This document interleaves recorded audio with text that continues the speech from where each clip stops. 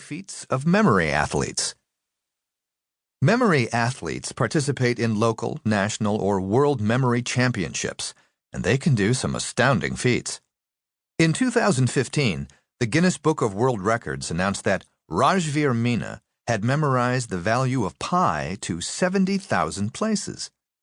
Guinness doesn't recognize Akira Haraguchi's claim that he recited pi to 100,000 places in 2006. In 2016, Alex Mullen, a second-year medical student at the University of Mississippi, became the first American to win the World Memory Championships. Among other accomplishments, he memorized a single deck of 52 cards in 18.653 seconds, 28 decks plus 4 cards in an hour, 3,029 digits in 1 hour, and 505 shapes in 15 minutes. Interestingly, memory training is task-specific. Chess masters can glance at a board and almost immediately recognize its patterns. Ask them a few hours later to reproduce it, and they will. But if the pieces on the board were set up entirely randomly, they will recall it about as well as you would. In other words, not at all. Memory athletes who can memorize umpteen decks of playing cards in a few minutes wouldn't remember the random chessboard either. They are average, just like you and me, in any memory test for which they have not specifically trained. Journalist Joshua Foer observed the 2005 USA Memory Championships to write a piece for Slate magazine. Intrigued, he decided to try some of the techniques the memory athletes used to see how they would work for him.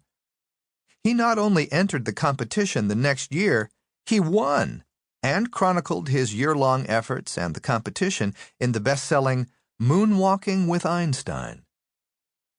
But although he had mastered a variety of sophisticated memory techniques, he sometimes found their usefulness in the real world less than overwhelming.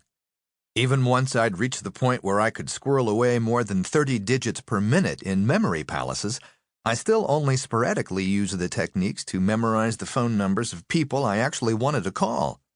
Occasionally, I'd memorize shopping lists, directions, to-do lists, but only in the rare circumstances when there wasn't a pen available to jot them down. It's not that the techniques didn't work. I am walking proof that they do. It's that it is so hard to find occasions to use them in the real world in which paper, computers, cell phones, and Post-its can handle the tasks of remembering for me. Can it really be true that unless we practice memory techniques, we are all just, well, average? What about London cabbies, who have to pass what some have called the toughest test in the world, the knowledge, which requires them to memorize 320 basic routes, 25,000 streets, and 30,000 points of interest, from hotels, restaurants, and schools to police stations, landmarks, and tourist attractions? Do they have some innate ability attributable to warm beer or a plethora of fish and chips?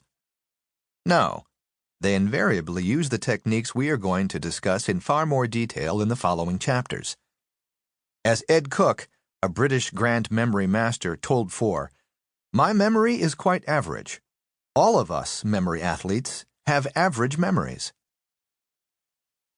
So how hard do we have to work at this? It does not take an extraordinary mind to develop an extraordinary memory. I am pretty sure most of you do not plan on driving a London cab or want to see how fast you can memorize a deck of cards. Most of you face similar, if less overwhelming, memory tasks. If you are a high school, college, or graduate student, you need to be able to recall important dates in history, authors and their books, chemical formulas and equations, scientific laws, important legal cases, or even every nerve, muscle, and bone in the human body. Teachers need to recall detailed lesson plans. Coaches need to remember detailed practice plans. Salespeople have to remember product specs, competitive information, and details about their customers, especially their names and faces.